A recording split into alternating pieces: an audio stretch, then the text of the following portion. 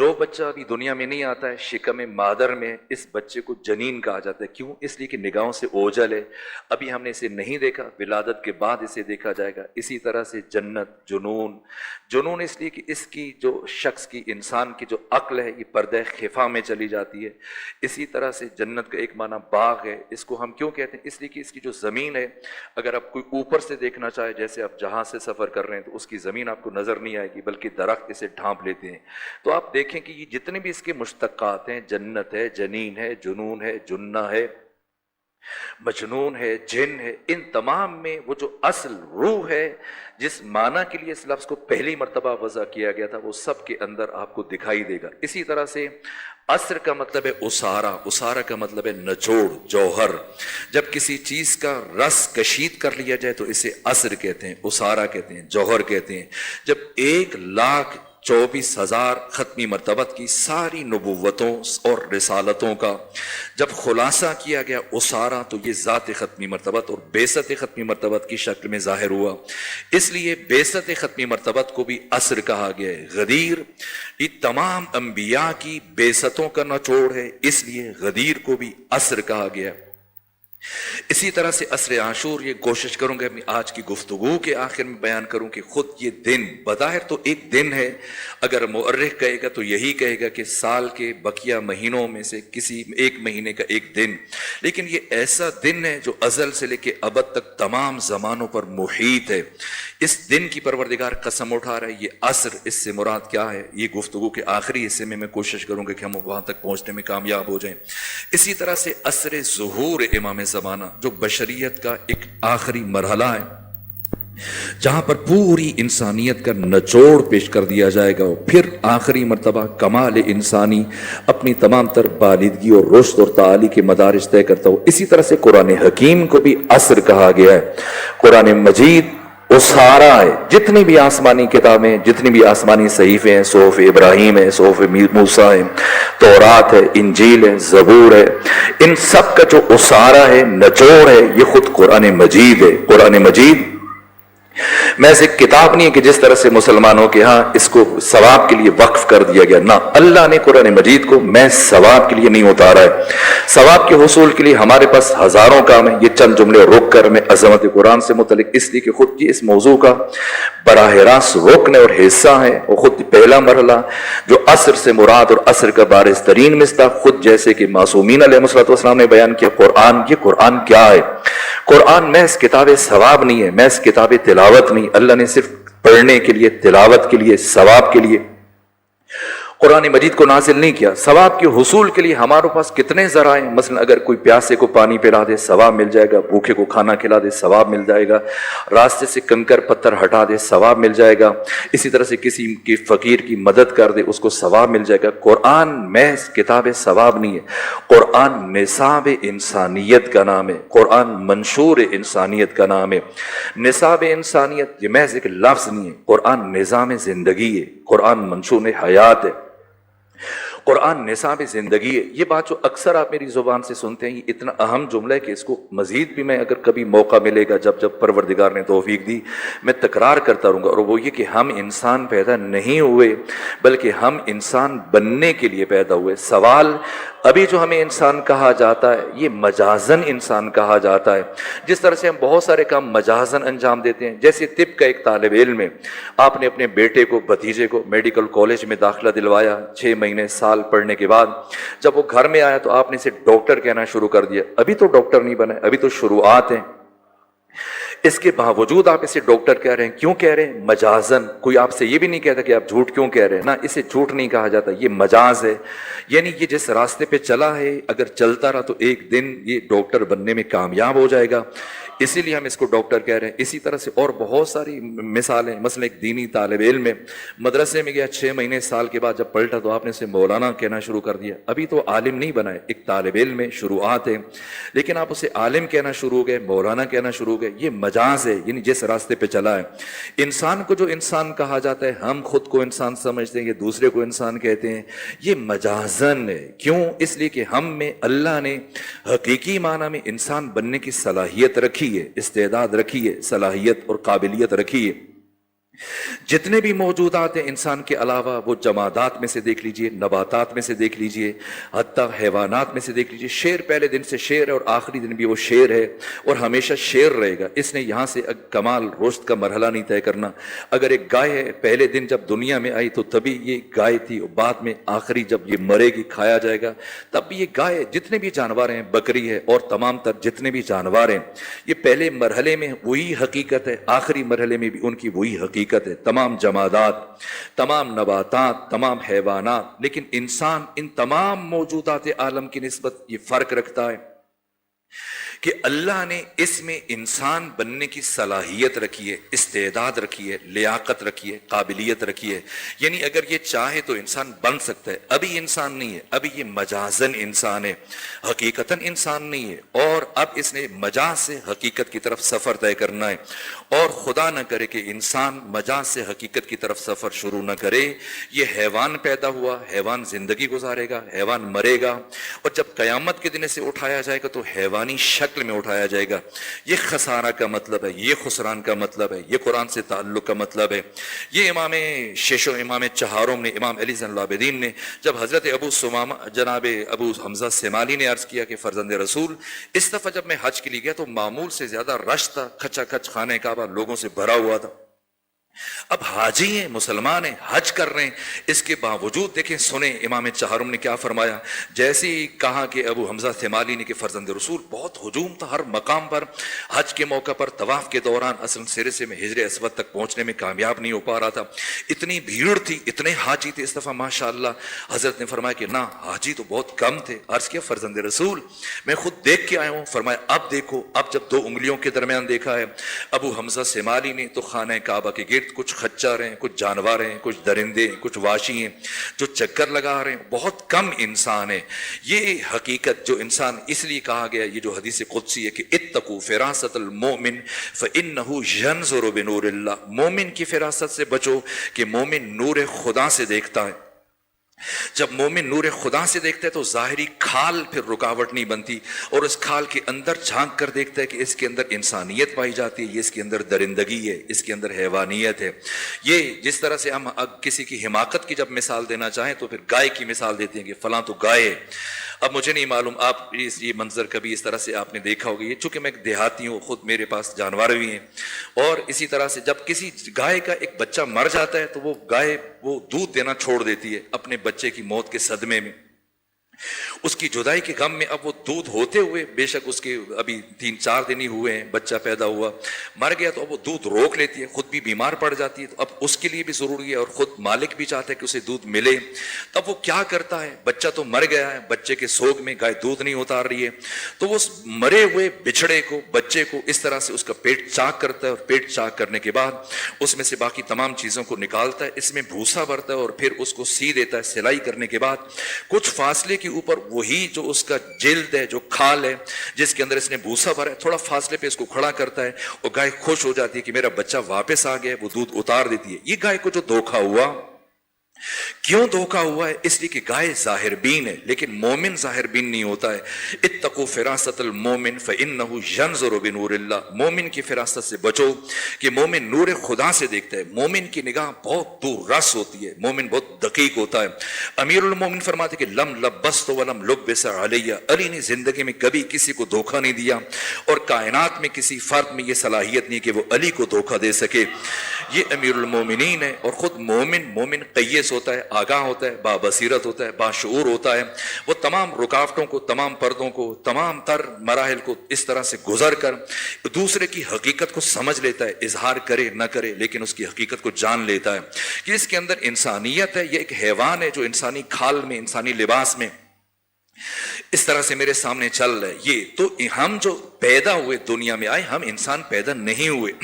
हम में बाकी मौजूदात में परवरदिगार ने ये फर्क रखा है कि अगर वो चाहे इंसान बनना तो वो इंसान नहीं बन सकते, लेकिन ये मौजूद जो इंसानी शक्ल में पैदा हुए, इसके अंदर अल्लाह ने इंसान बनने की सलाहियत रखी है, इस्तेदाद रखी है, काबिलियत रखी है। ये चाहे तो इंसान बन सकते हैं। सवाल ये इंसान मजाजी क्या करे कि इंसान हकीकी बने? तो इंसान हकीकी बनने के लिए जो असासी तरीन چیز ہے وہ علوم اور معارف ہیں.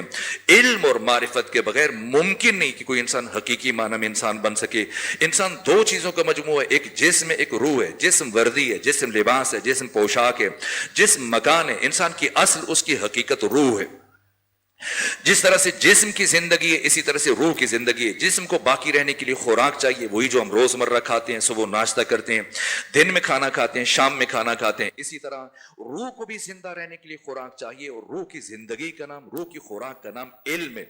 اسی لیے قرآن مجید نے فرمایا, جب تمام انبیاء کی دعائیں, لیکن امام الانبیاء سید الرسول ختمی مرتبت کی دعا کو جو پروردگار نے نقل کیا امت کو سمجھانے کے لیے, فقر رب زدنی علما. عام طور پہ جو اس آیت کا ترجمہ کیا جاتا ہے, یہ جو عام طور پر کورس کی کتابوں میں, مسجدوں میں ہم لگاتے ہیں, یا مقامات پر لکھ کر اسکولوں میں, بچوں کی کتابوں میں, اسلامیات میں, اردو میں, فقر رب زدنی علما, کیا معنی لکھتے ہیں؟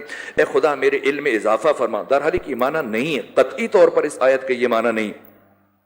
یہ ایک المیہ ہے کہ ہمارے یہاں اکثر جو فرامین ہیں, احادیث ہیں, ارشادات ہیں, آیات قرآن ہیں, ان کا ترجمہ غلط کیا جاتا ہے. ان میں سے یہ آیت فقر رب زدنی علما, پروردگار میرے علم میں اضافہ فرما, نہ. اب خود میں ایک ایک لفظ کو الگ بیان کرتا ہوں, آپ انہیں جوڑیں, خود معنی کریں, پھر دیکھیں کہ کیا معنی بنتا ہے. فقل تو کہیے, رب اصل میں تھا ربی, کثرت استعمال کی وجہ سے عربی زبان میں قاعدہ ہے کہ یا کو ہٹا دیا جاتا ہے. رب یعنی ربی میرے رب, ربی زد فعل امر, تو زیادہ کر. نون بیچ میں اس کو جوڑنے کے لیے نون نون وقایا, یا متکلم, متکلم کا معنی ہوتا ہے میں, زد نی, یہ اب نون کے بغیر آپ یہ کو نہیں ڈال سکتے تھے, ملا سکتے تھے, اس لیے نون وقایا کو, اس لفظ کو آپس میں دو لفظوں کو جوڑنے کے لیے بنایا گیا. تو زدنی مجھے زیادہ کر, تو اب معنی خود کیجئے گا, زدنی مجھے زیادہ کر. پھر کیا کہا گیا؟ علما, علم. تو اے میرے رسول کہہ دیجئے کہ تو مجھے زیادہ کر معنی میں, اور اس معنی میں زمین آسمان کا فرق ہے. میرے علم میں اضافہ فرما, یہ ایک الگ معنی بیان کر رہا ہے, اور مجھے زیادہ کر, مجھے اضافہ فرما علم میں, یہ ایک الگ معنی کو بیان کر رہا ہے. کیوں؟ اس لیے کہ انسان کی حقیقت روح ہے, روح کی زندگی کا نام علم ہے.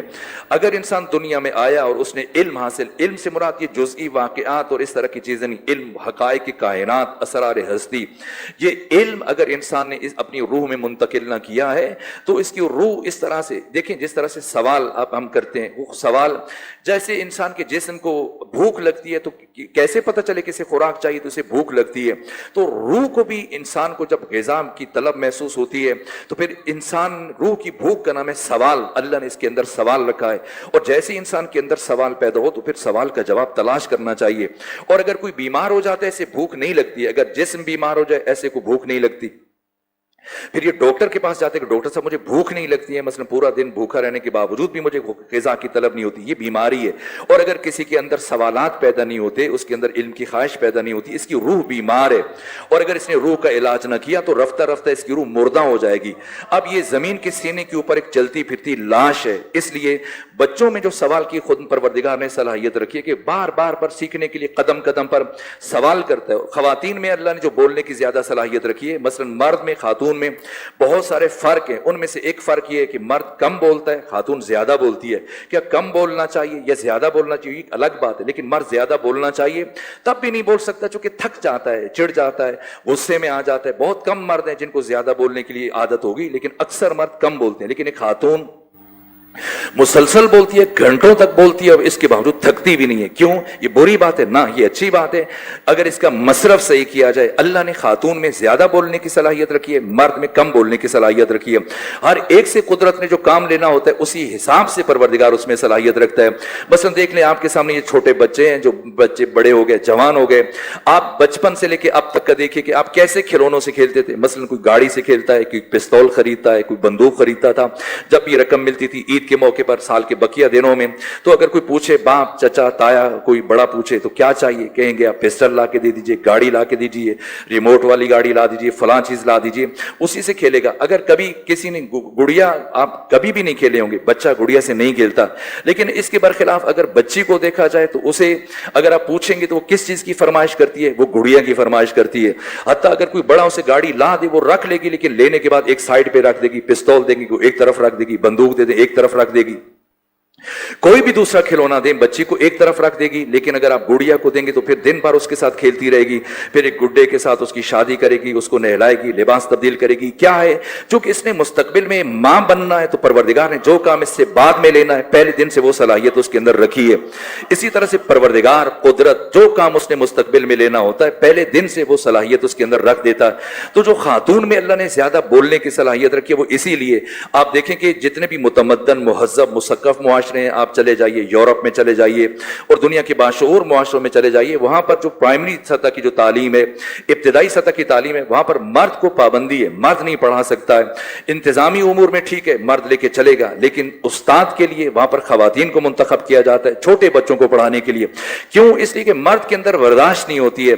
अगर आप मुझ जैसा कोई नालायक और कुंजेन तालिब इल्म चला जाए तो उसको अगर अलिफ सिखाना पड़ जाए, गिनती सिखाना पड़ जाए, ABC सिखाना पड़ जाए, तो अब अगर मर्द सिखाने वाला होगा 5 दफा सिखाएगा, 10 दफा, अगर समझ नहीं आ रही 20 दफा, 30 दफा, फिर आखिर उसका पैमाना सब लबरेज हो जाएगा और गिनती सिखाते सिखाते, अलिफ बे सिखाते सिखाते, ABC उसको सिखाते सिखाते उसकी गर्दन मोड़ के वहीं फेंक देगा, इसलिए कि उसके अंदर बर्दाश्त कम रखी गई है। लेकिन खातून को परवरदिगार ने हसास पैदा किया, नरम दिल पैदा किया, बराबर कई दिन तक अगर एक मतलब समझाना पड़े तो वो समझाएगी, थकेगी नहीं।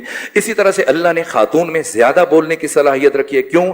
इसलिए कि बच्चे की फितरत है, इसलिए कि अब बच्चे को सिखाने के मरहले में परवरदिगार ने उसकी रूह तक की ग़िज़ा पहुंचानी है। तो अब जैसे इस कायनात में आके खोलता है तो उसमें तजस्सुस बढ़ता है, हिस्से कुंजकावी बढ़ता है, और जैसे ही वो बोलना शुरू करता है तो सवालात का सिलसिला शुरू करता है। जब बाजार में चला जाए जो नई चीज देखेगा फौरन पूछेगा ये क्या, ये क्या, ये क्या है, बाप उसको झड़क देगा, डांट देगा। इसलिए अल्लाह ने मां में यह सलाहियत रखी है। तरबियत करना बुनियादी तौर पर मां की जिम्मेदारी है। मां इस कायनात का हसास तरीन, लतीफ तरीन वजूद है और तरबियत इंसान की जिम्मेदारी अल्लाह ने मां को सौंपी है। लेकिन तरबियत औलाद यानी तरबियत इंसान, और इंसान की तरबियत के लिए खुद इंसान होना शर्त है।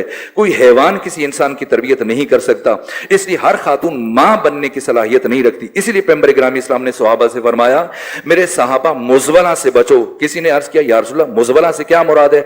फरमाया ऐसा खूबसूरत हसीन फूल जो देखने में तो बहुत अच्छा नजर आता है लेकिन इसके अनासिर तरकीबिया नापाक हैं, ये किसी गंदगी के ढेर के ऊपर परवान चढ़ा है। का अर्ज किया या रसूल आप क्या कहना चाह रहे हैं? कि ऐसी खातून के जिसकी जो देखने में तो बहुत खूबसूरत है लेकिन इसकी परवरिश किसी नाशाइस्ता खानदान में हुई है कि ये तुम्हारी औलाद के लिए अच्छी मां बनने की सलाहियत नहीं रखती है। वो तमाम तर खुसूसियात होनी चाहिए खातून में, क्योंकि इसने एक नस्ल को लेकर चलना है, कयामत तक आपकी नस्ल इस खातून से चलेगी, उसमें ये सारी सलाहियतें होनी चाहिए। अच्छी एक मच्छी मां बनने के लिए, ताकि जैसे ही बच्चा कोई सवाल करता है, उसके ज़हन में कोई सवाल पैदा होता है, वो जुबान पर लाए, तो ऐसा ना कि वो मोबाइल सेल में उलझी हुई है किसी और के साथ। अल्लाह ने ये सलाहियत इसलिए नहीं दी है कि वो दूसरों के साथ फजूल लगवियात बातें करते हुए, फजूल तबसरे करते हुए इधर उधर सोशल मीडिया पर, ना, अल्लाह ने ये सलाहियत उसके अंदर इसलिए रखी है ताकि अपनी नस्ल की तरबियत करे, अपनी औलाद की तरबियत करे। जैसे ही बच्चा पूछे उसको तसल्ली बख्श, इत्मीनान बख्श जवाब दे, तदरीजन उसके इल्म में इजाफा होता चला जाए ताकि उसकी रूह पनपती रहे। ये इसीलिए अल्लाह ने, ये जो पैगंबर इस्लाम ने फरमाया कि जन्नत मां के कदमों के नीचे है, इसका ये मतलब है कि ये मां, जन्नत हर मां के कदमों के नीचे नहीं है। जन्नत सिर्फ उन माओं के कदमों के नीचे है जो अपनी औलाद को जन्नती बनाने की सलाहियत रखती हैं। वरना बहुत सारी माएं अपनी नस्लों को मुसलसल जहन्नुम की तरफ लेकर जा रही हैं। इसी तरह से बच्चा है, उसको तलब है, वो चाहता है कि उसको सिखाया जाए, उसके सवालों का जवाब दिया जाए, लेकिन इसने टीवी खोल के बैठी हुई है या किसी के ऊपर फोन के ऊपर लगी हुई है या किसी को मैसेज कर रही है। इसी तरह से इधर अपने मेकअप में, अपने दीगर कामों में अपनी मताए हयात, अपनी जिंदगी को सर्फ कर रही है और जिस बुनियादी मकसद के लिए परवरदिगार ने ये सारी उसमें सलाहियतें रखी हैं उसे नजरअंदाज कर रही है। तो ये जो सवाल है ये इंसान की रूह में क्यों पैदा होता है? ताकि उसकी जो रूह की जिंदगी है, जो उसकी रूह की हयात है, इल्म, ताकि अब इंसान को महसूस हो कि अब इसे खुराक चाहिए। तो इंसान की इस भूख का नाम सवाल है। और सवाल का बेहतरीन वक्त क्या है? जिस तरह से शेख रईस बू अली सीना से किसी ने पूछा कि बताएं खाना खाने का बेहतरीन वक्त कौन सा है, तो उन्होंने जवाब दिया कि गरीब को जब मिल जाए और अमीर को जब भूख लगे। तो सवाल का भी जो बेहतरीन वक्त होता है, सवाल के जवाब का बेहतरीन वक्त, अगर आपसे कब सवाल पूछा जाए और आप उस वक्त जवाब न दें, बाद में दें, तो अब उसकी वो जो तलब है, जो जुस्तजू है, जिस तरह से अब खाने का वक्त गुजर जाए तो इंसान की तलब खत्म हो जाती है, जैसे ही बच्चा पूछे फौरन, या कोई बड़ा भी पूछे, अब उसकी हिस्से कुंजकावी इस तरह से शकूफा है कि अब वो तलब है उसके अंदर, उसकी रूह तलब कर रही है, तो उसके सवाल का जवाब मिलना चाहिए। सो इंसान की जिंदगी इल्म से, इसीलिए अल्लाह ने ये सारी इंसान के अंदर ये मराहिल और ये उसकी तख्लीक के अंदर ये हसीन जहतें, ये पहलू, ये डायमेंशंस, ये जिहात रखी हैं ताकि ये हकीकी माना में इंसान बन सके। तो आए पिछली सारी बात को जोड़ते हुए खुलासा करके आगे बढ़े कि हम इंसान पैदा नहीं हुए, हम इंसान बनने के लिए पैदा हुए। अभी जो हमें इंसान कहा जाता है ये मजाजन इंसान कहा जाता है। सवाल ये इंसान मजाजी क्या करे कि इंसान हकीकी बन जाए? तो इंसान हकीकी बनने के लिए उलूम और मारिफ की जरूरत है। ये दूसरी बात। और तीसरी बात, इस कायनात में उलूम और मारिफ का सबसे बड़ा मंबा, सबसे बड़ा गंजीना, सबसे बड़ा माखज, सबसे बड़ा मसदर, सबसे बड़ा मजमुआ कुरान मजीद है। तो अब नतीजा क्या है कि कुरान मजीद निसाब इंसानियत का नाम है। जितना कोई कुरान के सामने जानू है अदब तय करेगा, जानू है ततलमुस तय करेगा और कुरान के मारिफ को अपने वजूद में उतारना शुरू कर देगा, इतना ये मजाज से हकीकत की तरफ सफर शुरू कर देगा, इतना ये इंसान बनना शुरू हो जाएगा। कुरान इंसान साजी का निसाब है।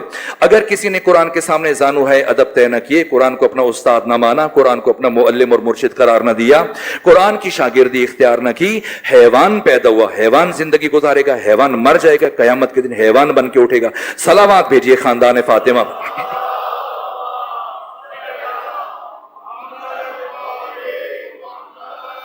ये कुरान, अल्लाह,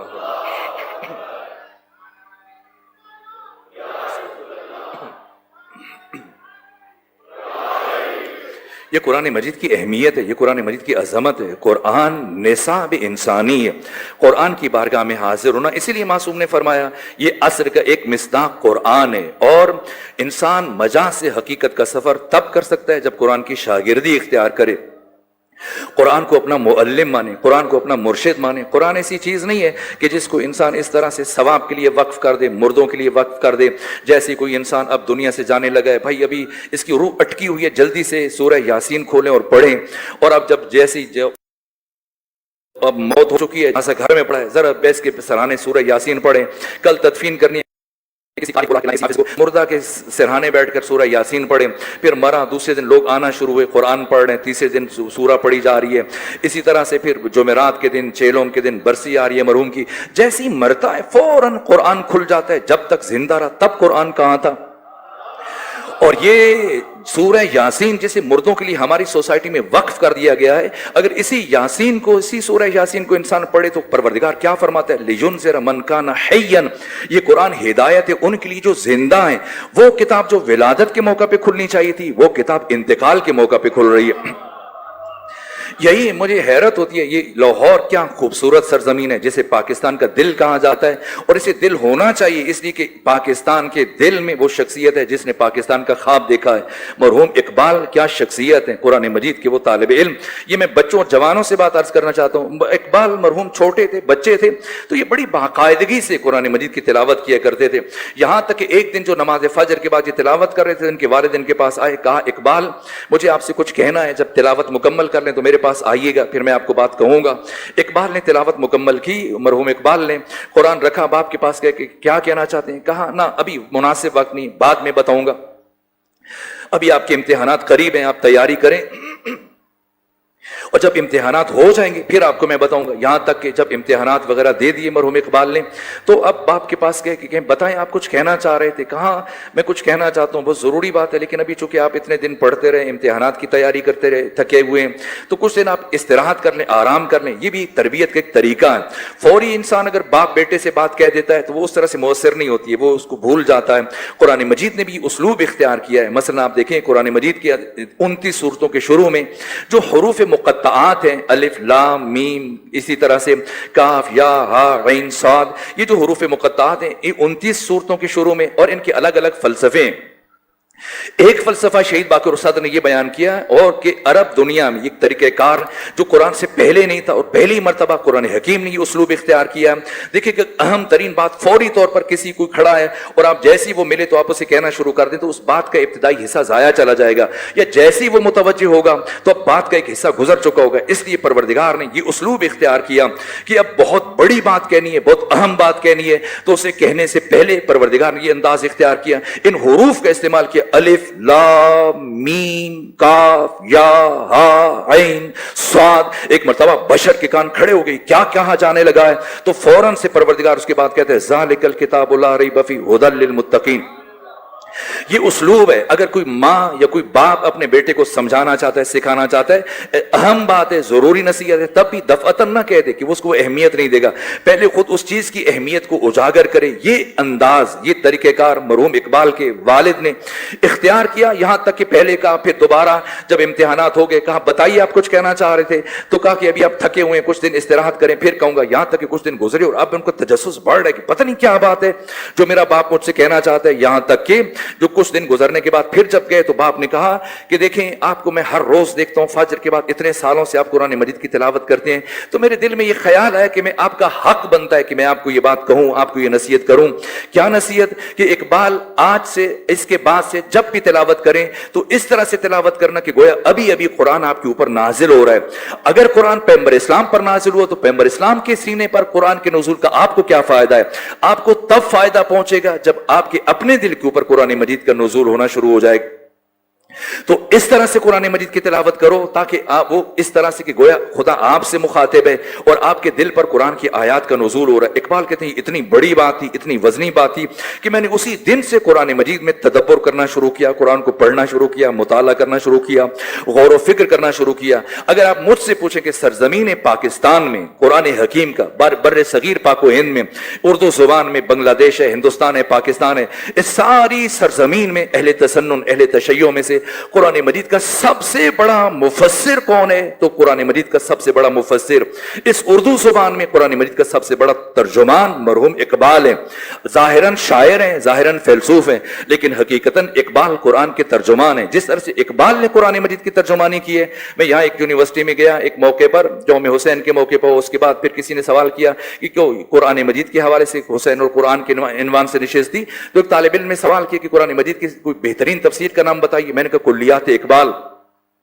وہ ہنسنے لگ گیا، کہا کہ میں نے تو آپ سے تفسیر پوچھی ہے، قرآن مجید کی تفسیر، اور آپ شاعری کی کتاب بتا رہے ہیں۔ میں نے کہا یہ شاعری کتاب نہیں ہے، یہ قرآن مجید کی تفسیر ہے۔ اقبال نے قرآن مجید کی ترجمانی کی ہے، اقبال نے خود کلام امیر المومنین کی ترجمانی کی ہے۔ وقت نہیں ہے ورنہ میں وہ قرآن مجید کی آیات کی روح جس طرح سے اقبال نے اپنے اشعار میں منتقل کی ہے، جبر و قدر کے بارے میں، جبر و اختیار کے بارے میں، توحید سے متعلق، واقعاً یہ جو اقبال نے کہا ہے یہ اقبال کی تواضع ہے کہ یہ ہے اس کی طبیعت میں تشیع بھی ذرا سا، یہ جو خود کو کہا کہ تھوڑا سا میری طبیعت میں تشیع ہے، نہ، واقعاً اقبال کی روح میں تشیع اس طرح سے موجزن ہے کہ جو ابتدائی عرصے میں چند ایک اشعار اقبال نے کہے ان میں اور جو آخری سالوں میں اقبال نے اشعار کہے بہت زیادہ فرق ہے۔ روح تشیع کو اگر کوئی سمجھنا چاہتا ہے تو مرحوم اقبال نے جس طرح سے کربلا کی ترجمانی کی ہے، جس طرح سے مولا متقیان کی شخصیت کو، ہاں کچھ اشعار ہیں ابتدائی نوعیت کی، آپ خود دیکھیں گے سن و سال کے اعتبار سے وہ الگ ہیں، لیکن جو آخری عرصے میں اور جو اشعار قرآن سے متعلق کہے، کئی سو اشعار ہیں مرحوم اقبال کے جو قرآن مجید کے تعارف میں، قرآن مجید کی ترجمانی سے متعلق تو بہت زیادہ ہیں۔ خود قرآن کے تعارف میں ایک فارسی کلام ہے جو بہت زیادہ اشعار ہیں، میں ان میں سے چند ایک عرض کرتا ہوں، ان بچوں اور جوانوں کے لیے بات اہم ہے تاکہ عصر کا جو ابتدائی معنی میں آپ کی خدمت میں آج عرض کر رہا ہوں، عصر اسارہ، یعنی قرآن جو تمام تر آسمانی کتب کا نچوڑ ہے، اسارہ، یہ قرآن کیا ہے؟ کہا کہ نقش قرآن، مرحوم اقبال نے قرآن کا تعارف کیا، نقش قرآن چون درین عالم نشست۔ اگر اس سوسائٹی میں، اس سماج میں، اس معاشرے میں قرآن مجید کا نظام آ گیا اور لوگوں کے دل میں قرآن مجید اترنا شروع ہو گیا اور اس سماج میں قرآن مجید کی تعلیمات عام ہونا شروع ہو گئی تو کیا ہوگا؟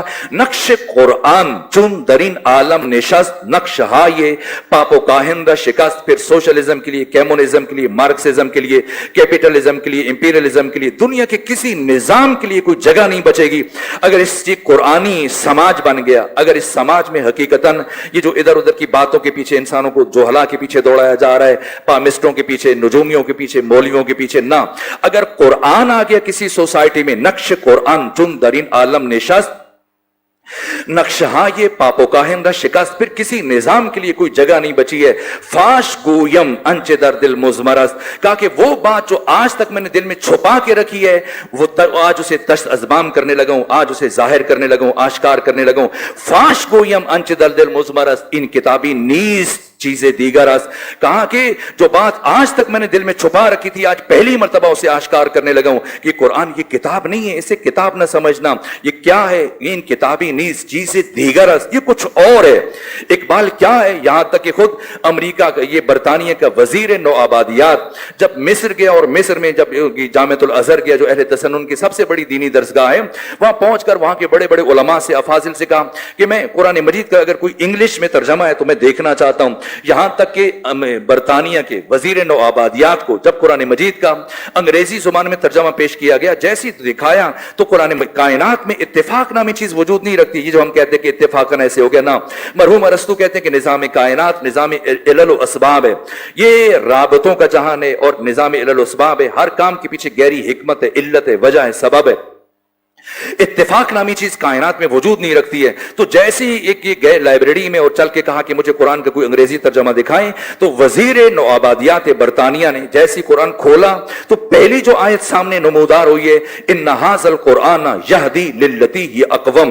جیسے یہ آیت آئی تو فوراً ایک مرتبہ کپ کپی طاری ہو گئی اور اتنا گھبرایا وزیر نو آبادیات برطانیہ کے قرآن اس کے ہاتھ سے چھوٹا اور بے ساختہ اس کی زبان سے یہ جملہ جاری ہو گیا. کہا کہ یہ تو بات کرتا ہے, یہ تو بولتا ہے, یہ تو گفتگو کرتا ہے, یہ قرآن ہے. ان کتابی نیز چیزیں دیگر است. اور فوراً جب وہ پلٹ کر گیا واپس برطانیہ میں گیا تو لندن کے ایوان میں وزیر نو آبادیات برطانیہ نے کھڑے ہو کر یہ خطاب کیا جو آن دی ریکارڈ موجود ہے, آپ دیکھ سکتے ہیں, سرچ کر سکتے ہیں سوشل میڈیا پر. اس نے بھرے ایوان میں کھڑے ہو کر تقریر کی اور تقریر میں یہ جملے کہے کہ اگر تم مسلم اقوام کو اپنا غلام اور محکوم بنانا چاہتے ہو تو کبھی نہیں بنا پاؤ گے مگر تب جب ان کے سینوں سے اس قرآن اس کتاب کی عقیدت کو چھین لینے میں کامیاب ہو جاؤ. اور اس کے بعد یہ جملہ کہا کہ جہاں تک مسلمانوں کے دلوں سے اس قرآن کی عقیدت کو دور کرنے کا مسئلہ ہے تو یہ مشکل کام ہے, یہ ہم نہیں کر پائیں گے. لیکن جہاں تک مسلمانوں کو اس کتاب پر عمل کرنے سے باز رکھنے کا مسئلہ ہے تو اس کے لیے ہم کوشش کر رہے ہیں اور ہم ضرور اس میں کامیاب ہو جائیں گے. اسلام دشمن قوتوں کی جو سب سے بڑی سازش رہی ہے 1400 سالوں میں صدر اسلام سے لے کے آج تک کہ امت مسلمہ کو قرآن اور روح قرآن سے دور رکھا جائے, تلاوت میں لگا دیا جائے, اسی طرح سے ثواب میں لگا دیا جائے, قرآن کو خوبصورت لکھ کر قرآن خوبصورت. آپ سعودی عرب چلے جائیں, وہاں کا جو بادشاہ ہے ہر سال جو حج کے لیے جاتے ہیں خوبصورت انداز میں قرآن چھپوا کر تقسیم کیے جاتے ہیں, بڑے بڑے قاری مصر سے بلا کر تلاوتیں کی جاتی ہیں اور بڑے اچھے انداز میں قرآن پڑھا جاتا ہے, گولڈ میڈل دیے جاتے ہیں, انعامات تقسیم کیے جاتے ہیں اور سارے بڑے بڑے پروگرام اس طرح سے منعقد کیے جاتے ہیں. قرآن کی تلاوت کے جلسے تراویحوں میں, حفظ میں, شبینوں میں قرآن مجید پڑھا جاتا ہے. لیکن جہاں سے قرآن مجید کی ہدایت کا سفر شروع ہوتا ہے وہاں سب سے بڑی رکاوٹ یہی دشمن بن جاتا ہے. قرآن مجید میں اس تلاوت کے لیے نہیں آیا, یہ پیغمبر فرما رہے ہیں رب قارئ القرآن یقرأ القرآن والقرآن یلعنہ. بعض قاری قرآن کی تلاوت کرتے ہیں, قرآن پلٹ کر ان کے اوپر لعنت کرتا ہے کہ افلا یتدبرون القرآن, اس قرآن میں تدبر کیوں نہیں کرتے ہو, غور کیوں نہیں کرتے ہو. ام علی قلوب اقفالها, کیا تمہارے دلوں کے اوپر تالے لگے ہوئے ہیں. اگر کوئی شخص ہر روز تلاوت کرے, یہ اہل تسنن اہل تشیع کے بڑے بڑے مفسرین علماء نے اس چیز کو بیان کیا ہے اور فقہ یہ مسئلہ ہے کہ اگر کوئی شخص تلاوت کرتا ہے, باقاعدگی سے تلاوت کرتا ہے, لیکن قرآن کا ترجمہ نہیں پڑھتا ہے, قرآن کی تفسیر نہیں پڑھتا ہے, قرآن میں تدبر نہیں کرتا ہے, تعقل و تفکر نہیں کرتا, غور و فکر نہیں کرتا ہے, تو اب یہ گنہگار ہے اور خود اس کا تلاوت کرنا یہ قرآن مجید کی توہین کے مترادف ہو جائے گا. ایک صورت میں سے قرآن کا ثواب ملے گا اگر اس کی نیت یہ کہ ابھی تلاوت کر رہا ہوں, بعد میں قرآن مجید میں تدبر کروں گا, اس صورت میں اس کو ثواب ملے گا. ورنہ اگر محض کوئی جس نے قرآن مجید کو صرف کتاب ثواب بن کے رکھ لیا ہے, نہ, قرآن مجید نصاب ہدایت ہے, قرآن مجید نصاب زندگی ہے. یہ اقبال فرما رہے ان کتابی نیز چیزیں دیگر است چون بے جان در رفت جان دیگر شود. جب یہ قرآن انسان کی جان میں اترتا ہے تو جان بدل جاتی ہے, روح بدل جاتی ہے, یہ پہلے والا انسان نہیں رہتا ہے اور پھر یہ خمینی بن جاتا ہے, یہ خامنائی بن جاتا ہے. جان کے دیگر شد جہان دیگر شود. جب جان بدلتی ہے, اس کی روح میں انقلاب برپا ہوتا ہے تو یہ پھر پوری دنیا میں انقلاب برپا کر دیتا ہے. ہم چو حق پنہان و ہم پیداست این, جیسے اللہ کا ظاہر ہے اور باطن ہے اسی طرح سے اس قرآن کا ظاہر اور باطن ہے. زندے ہو پائندے ہو گویاستین, یہ قرآن زندہ ہے, یہ قرآن پائندہ ہے, یہ قرآن گویندہ ہے, یہ قرآن باتیں کرتا ہے. امام سجاد علی زین العابدین علیہ السلام فرماتے ہیں اگر اللہ کی مشیت یہ ہو کہ روئے زمین پر کوئی انسان زندہ نہ رہے اور خدا کی یہ مشیت ہو کہ صرف علی زین العابدین زندہ رہے اور قیامت تک ہزاروں سال علی زین العابدین کو اکیلے زندگی گزارنی پڑے, اور اگر زین العابدین کے ہاتھ میں قرآن ہوا تو کبھی ایک لمحے کے لیے بھی علی زین العابدین سید سجاد کو تنہائی کا احساس نہیں ہوگا. کہا جب میری خواہش ہوتی ہے کہ میں اپنے خدا سے باتیں کروں تو میں نماز پڑھتا ہوں، اور جب میرا جی چاہتا ہے کہ خدا مجھ سے گفتگو کرے تو پھر میں قرآن مجید کی تلاوت کرتا ہوں۔ یہ قرآن ہے جس کے متعلق ختمی مرتبت نے فرمایا اذ التبست علیکم الفتن، میں شرمندہ ہوں، وقت سے گزر رہا ہے، بس میں سمیٹنا چاہتا ہوں گفتگو کو۔ اہم ترین مطالب تھے جنہیں میں آج بیان کرنا چاہ رہا تھا، لیکن کوشش کروں گے کل عرض کر دیے جائیں، وقت بہت تیزی سے گزر رہا ہے، شرمندہ ہوں اور بہت شرمندہ ہوں کہ بہت کم چیزیں بیان کر پاتا ہوں، اور اسی لیے میں بس اوقات تیزی میں بیان کر رہا ہوتا ہوں تاکہ زیادہ مطالب بیان کیے جا سکیں، اور شاید بعض افراد کے لیے تھوڑی دقت بھی ہو جاتی کہ اتنا تیز نہیں بولنا چاہیے، لیکن آپ اس کو میری مجبوری سمجھتے ہوئے میرے عذر کو قبول کریں گے۔ یہ ختمی مرتبت نے فرمایا امت کو اذا التبست، اور قیامت کے دن رسول اللہ شکوہ کریں گے، اور یہ کوئی حدیث نہیں ہے بخاری کی کہ شیعہ کہیں یہ تو ضعیف ہے، اور نہ اصول کافی کی حدیث ہے کہ سنی کہیں یہ ضعیف ہے، نہ قرآن مجید کی آیت ہے۔ وقال الرسول یا رب ان قومی اتخذوا هذا القرآن مہجورا، کہ قیامت کے دن پیغمبر گرامی اسلام امت کا گریبان پکڑ کر اللہ کی عدالت میں لے کے جائیں گے۔ وہ جو شافع معاشر ہیں جن سے امید لگائے ہم بیٹھے ہیں، یہ ٹوٹی پھوٹی نمازیں، یہ روزے، یہ حج، یہ ریاض سے بھرپور، یہ زکوٰۃ اور یہ سارے اعمال، ان پر ناز کر سکتے ہیں ہم؟ نہ، اگر ہمیں امید ہے تو ہماری امید کا نام شفاعت محمد و آل محمد ہے۔ تو جن کی امید لے کر میدان معاشر میں جائیں، اگر قیامت کے دن قرآن فرما رہے ہیں کہ پیغمبر گرامی اسلام امت کا گریبان پکڑ کر اللہ کی بارگاہ میں لے کے جائیں گے، کیا کہیں گے؟ وقال الرسول، رسول کہیں گے کہ یا رب، اے میرے پروردگار، ان قومی اتخذوا هذا القرآن مہجورا، میری اس قوم نے، ان مسلمانوں نے قرآن مجید کو مہجور کر دیا۔ مہجور عربی لغت میں جو امام راغب اصفہانی نے معنی کیا ہے، اونٹ کو، ناکا کو اس طرح سے اس کے پاؤں باندھ کے زمین پر گرا دیا جائے کہ یہ دوبارہ اٹھ نہ سکے۔ ہم نے قرآن کے ساتھ یہی سلوک روا رکھا ہوا ہے، جہیز میں دینے کے لیے یا اسی طرح سے مردوں کے لیے یا عرسوں پر پڑھنے کے لیے یا کسی تقریب میں شروع میں چند آیتیں پڑھنے کے لیے، نہ، قرآن نصاب زندگی ہے۔ کیا فرمایا ختمی مرتبت نے؟ اذا التبست علیکم الفتن، اے مسلمانوں جب تم فتنے کی موجوں میں گھر جاؤ، کقطع اللیل المظلم، چاروں طرف سے جب مشکلات، حوادث آ جائیں، انفرادی مشکلات، اجتماعی مشکلات، معاشی مشکلات، معاشرتی مشکلات، اقتصادی مشکلات، سیاسی مشکلات، خاندانی مشکلات، روحی مشکلات، نفسیاتی مشکلات، تو کیا کرو؟ نجومیوں کے پاس جاؤ، پامسٹوں کے پاس جاؤ، اپنے ہاتھ میں کشکول اٹھا کے کبھی ایک ملک جاؤ کبھی دوسرے ملک۔ میں بھیک مانگنے نہیں آیا، میں مانگنے کے لیے نہیں آیا، بس میں تو آپ کے پاس آیا تھا۔ کس لیے آئے تھے؟ زیارت کرنے کے لیے آئے تھے۔ تو اذا التبست علیکم الفتن، جب تم فتنے کی موجوں میں گھر جاؤ، کقطع اللیل المظلم، جیسے سیاہ تاریک رات ہوتی ہے، تو کس کے پاس جاؤ؟ فعلیکم بالقرآن، تم پر واجب ہے کہ قرآن مجید کے دامن میں پناہ لے لو۔ اسی قرآن مجید بشریت کا مشکل کشا ہے۔ سنا ہے یہیں لاہور سے ایک جوان حج کے لیے گیا مکہ، کبھی ایسے ہوتا ہے اور یہ حقائق سمجھنے کے لیے ضروری ہوتی ہیں، اس لیے میں مثال کا بھی سہارا لے لیتا ہوں۔ ایک جوان حج کے لیے مکہ گیا، اور مکہ جانے کے بعد جب وہاں پہ پہنچا تو وہاں سے پہنچ کے اپنی ماں کو فون کیا، کال کی، اور ماں نے پوچھا بیٹا ٹھیک ہے؟ تو گرمی ہے سعودی عرب میں، آپ بیمار تو نہیں پڑ گئے، تھک تو نہیں گئے؟ تو کہا ابھی گرمی کی شدت کی وجہ سے مجھے بخار ہو گیا، بیمار ہو گیا ہوں۔ اور اس کے بعد جو جملہ کہا، ہم وہی کام کرتے ہیں، کیا کہا کہ اگر آپ کا داتا دربار کا چکر لگ جائے تو وہاں پر جل کے میرے لیے دعا کیجیے گا۔ یہ کہاں کھڑا ہے؟ کعبے میں کھڑا ہے، اللہ کے گھر میں کھڑا ہے، مسجد الحرام میں کھڑا ہے، اور کیا خواہش کر رہے کہ اگر داتا دربار کا چکر لگ جائے تو وہاں چل کے میرے لیے دعا کرے گا۔ قرآن ہمارے گھروں میں پڑا ہے، اس کو کس کے ہم نے اس طرح سے غلاف میں لپیٹ دیا ہے، اسے نہیں کھولنا۔ نجومی کے پاس چل کے، کسی پامسٹر کے پاس، کسی پیر کے پاس، کسی مولوی کے پاس چل کے اپنے مسئلوں کا حل پیش کرتے ہیں، پوچھیں گے بتائیں ہم کیا کریں؟ نہ، اذا التبست علیکم الفتن کقطع اللیل المظلم فعلیکم بالقرآن فإنہ شافع مشفع ماہل مصدق من جعلہ امامہ قادہ الی الجنہ ومن جعلہ خلفہ ساقہ الی النار فی مصابیح الہدی و منار الحکم۔ یہ قرآن مجید ہے، یہ نصاب زندگی ہے۔ بس میرے عزیزو، خود قرآن مجید کیا ہے، عظمت قرآن، شرف قرآن، میں شرمندہ ہوں کہ میں بیان نہیں کر سکا۔ جس طرح سے مرحوم اقبال نے کہا کہ ان کتابی نیز چیز سے دیگر از، قرآن مجید کا حرف حرف اعجاز ہے۔ جو سید قطب نے یوگوسلاویہ کی خاتون سے متعلق جو بیان کیا، وہ واقعہ میرے ذہن میں تھا لیکن اب وقت نہیں بچا۔ یہ سمجھنا ہے یہ قرآن مجید، یہ اس کی عظمت، اس کا شرف، یہ قرآن مجید ہے تاکہ اپنے پڑھنے والوں کو مجد اور بزرگی عطا کرے۔ یہ قرآن کریم ہے تاکہ اپنے پیروکاروں کو باکرامت بنائے۔ یہ قرآن عظیم ہے کہ اپنے پیروکاروں کو جو اس کی تلاوت کریں، اس میں تدبر کریں، باعظمت بنائے۔ یہ قرآن حکیم ہے تاکہ علم و حکمت ہمارے اندر منتقل ہو جائے، ہم مجاز سے حقیقت کا سفر طے کر سکیں۔ یہ قرآن مجید کی عظمت، یہ قرآن مجید کا شرف، یہ قرآن مجید کا مقام، جس طرح سے معصومین علیہ السلام نے بیان کیا۔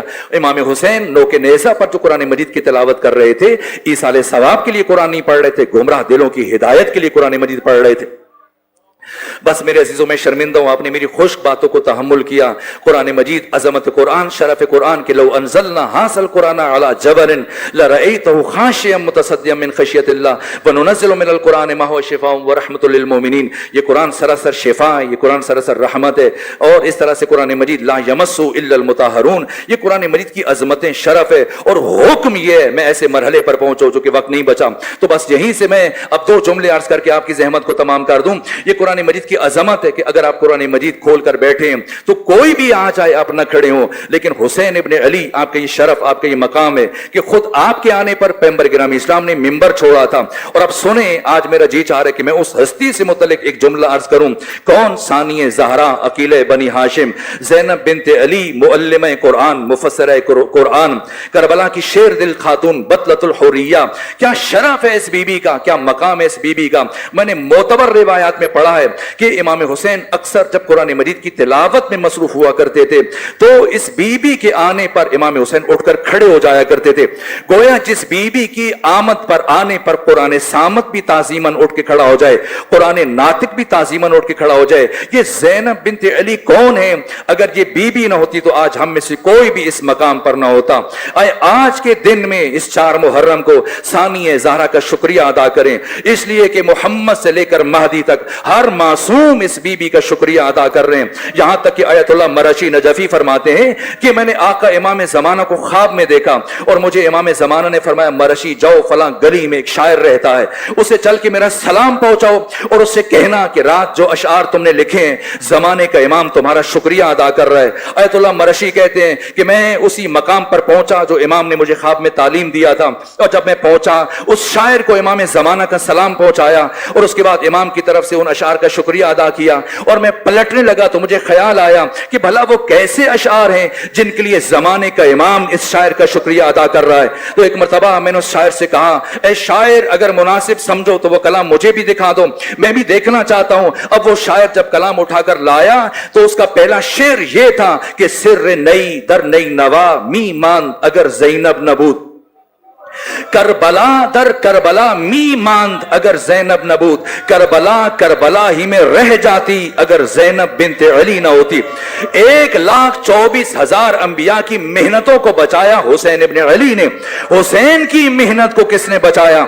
ज़ैनब बिन्ते अली ने। कितनी मोहब्बत है ज़ैनब बिन्ते अली को हुसैन इब्ने अली से, कौन समझ सकता है, कौन जान सकता है। यहां तक जब इस बीबी का अक्द हुआ है और दूसरे तीसरे दिन बनु हाशिम की खवातीन जब गई हैं बीबी से मुलाकात के लिए, और बनु हाशिम की बुजुर्ग खवातीन ने सवाल किया, बीबी आपका जनाब अब्दुल्ला बिन जाफर के घर दिल लग गया, खुश हैं, किसी चीज की कमी तो नहीं है? कहा खुश हूं, किसी चीज की कमी नहीं है, बस एक चीज की कमी है। सबने ताज्जुब से पूछा, अब्दुल्ला बिन जाफर मदीने के मुतमव्वल तरीन फर्द हैं, वो कौन सी चीज है जो अब्दुल्ला के घर में नहीं है? सबने हैरत से पूछा, बीबी क्या चीज है जो अब्दुल्ला के घर में नहीं? फरमाया, मुझे इस घर में मेरा भाई हुसैन नजर नहीं आया। कितनी मोहब्बत है सानिए ज़हरा को आका हुसैन इब्ने अली से कि सुन रखा था अपने आबाओं से, अजदाद से कि रोज़े आशूर हजरत की शहादत हो जाएगी। इसलिए मैंने पढ़ा है कि शबे आशूर ये बीबी 19 मरतबा बेहोश हुई, ये सोच करके कि कल के बाद दोबारा अपने हुसैन जैसे भाई को नहीं देख पाऊंगी। और बार बार इमाम हुसैन ख़ाहर गिरामी को होश में लाते थे। ये मोहब्बत है। और फिर इस मोहब्बत का मज़हर है जब सानिए ज़हरा ने अपने दोनों बेटों को अपने भाई हुसैन इब्ने अली पर कुर्बान किया।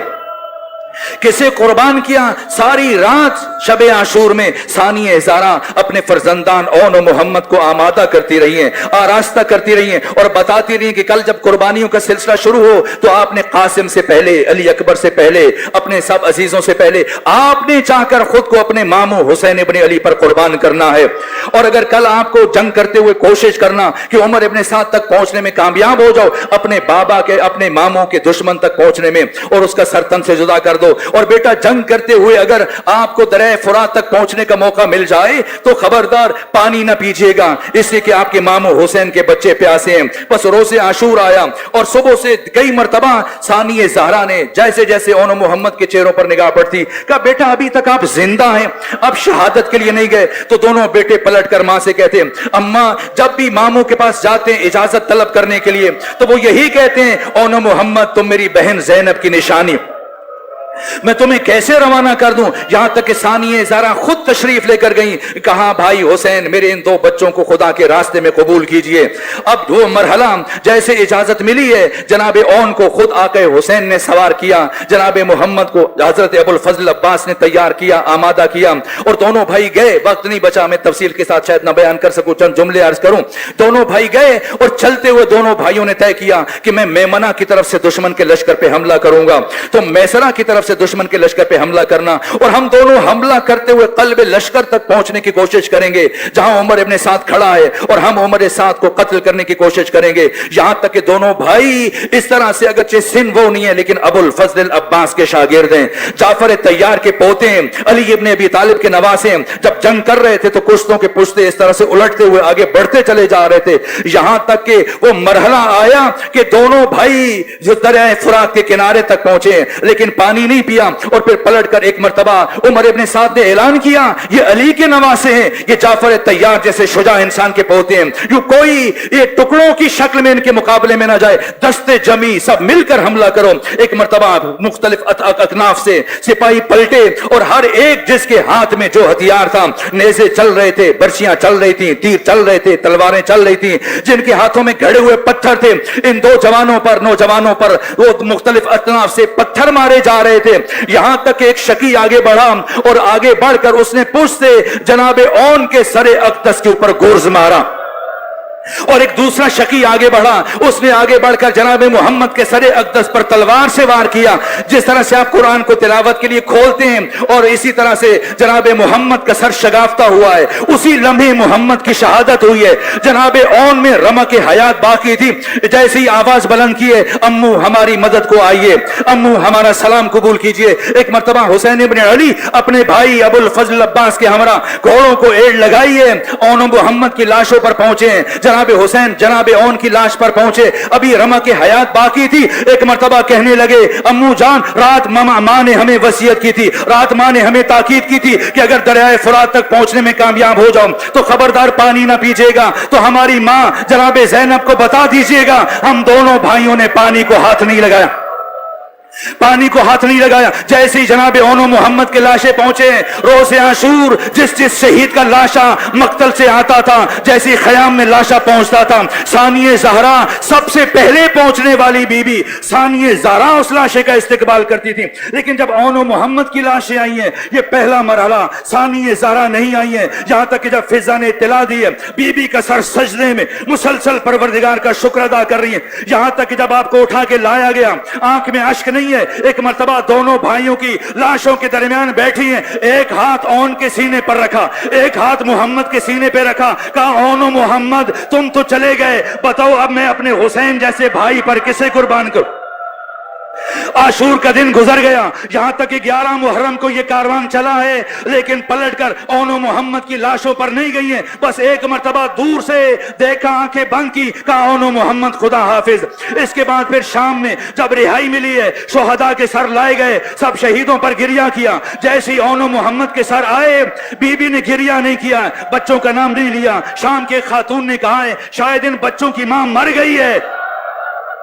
किसी ने कहा ये बैठी है मां, तो कहा गिरिया क्यों नहीं कर रही है? कहा मैं अली की बेटी हूं, जब मैं राय खुदा में सदका दे देती हूं। मैंने इन भाइयों को, दोनों बच्चों को अपने भाई हुसैन पर कुर्बान कर दिया। शाम में गिरिया नहीं किया, यहां तक कि पलटकर अपने नाना रसूलुल्लाह की कब्र पर आई। इससे पहले करबला गई हैं, उसके बाद फिर पलटकर नाना की कब्र पर आई हैं। और जैसे ही कब्र पर आई, एक मर्तबा फरमाया सैयद सज्जाद इन लोगों से कहो मस्जिद नबवी से बाहर चले जाएं, मुझे तन्हाई में अपने नाना से कुछ बातें करनी है। यहां तक कि जैसी खलवत हुई, एक मर्तबा चलते हुए आई हैं, और आने के बाद एक मर्तबा एक खून आलूद कमीज इमाम जनाब पैगंबर के रोजे पर फैलाई, कब्र पर फैलाई, कहा ये आपके बेटे हुसैन का लिबास है। आपके बेटे हुसैन को 3 दिन का भूखा और प्यासा शहीद कर दिया गया। और उसके बाद बीबी गिरिया करने लगी, कुछ कहना चाहती है, नहीं कहा जा रहा। यहां तक कि बीबी ने आहिस्ता आहिस्ता अपने बाजुओं से आस्तीनें उलटना शुरू की और कहा नाना जान ये जो निशान देख रहे हैं ये रस्सियों के निशान है। आपकी बेटी को करबला से कूफा से शाम तक रस्सियों में बांध के लाया गया। और उसके बाद जो जुमला का, वो कयामत का जुमला है, कहा नाना जान अगर मैं दिखा सकती आपको अपनी पुष्ट दिखाती। जो ताजियानों से स्याह हो चुकी है, बाकी मसाइब बयान किए और मोहम्मद का जिक्र नहीं किया, यहां तक कि उठी और अपनी वालिदा गिरामी सानी सैयदा ज़हरा की कब्र पर आई हैं, लेकिन क्या जुमले कहे, पहले अकेली बैठी रही, बाकी बीबियां आई, जैसी कब्र फातिमा पर खलवत हुई है एक मर्तबा चलती हुई आई और फिर क्या जुमला कहा ए माँ फातिमा ज़हरा, आप भी दरबार गई थी, मैं भी दरबार गई थी, लेकिन आपके दरबार जाने में और मेरे दरबार जाने में बड़ा फर्क था। माँ फातिमा आपके सर पर चादर मौजूद, ऐ मां फातिमा ज़हरा, मुझे नंगे सर यजीद जैसे शराबी के साथ बात करना पड़े। बस आखिरी जुमला मेरे अजीजों, यहां पर भी औन मोहम्मद का जिक्र नहीं किया। एक मर्तबा घर दाखिल हुई है और जैसे ही घर दाखिल हुई है अब्दुल्ला बिन जाफर से मुलाकात हुई है। अब तक खुद गिरिया अपना रोक के रखा हुआ था, बिल आखिर माँ है अपने औन मोहम्मद से मोहब्बत करने वाली, जैसे उस हुजरे में दाखिल हुई जिसमें औन मोहम्मद आराम किया करते थे, दो जाए नमाजों पर निगाह पड़ी, जहां खड़े होकर औन मोहम्मद नमाज पढ़ा करते थे, आगे बढ़ी जाए नमाजों को सीने से लगाया।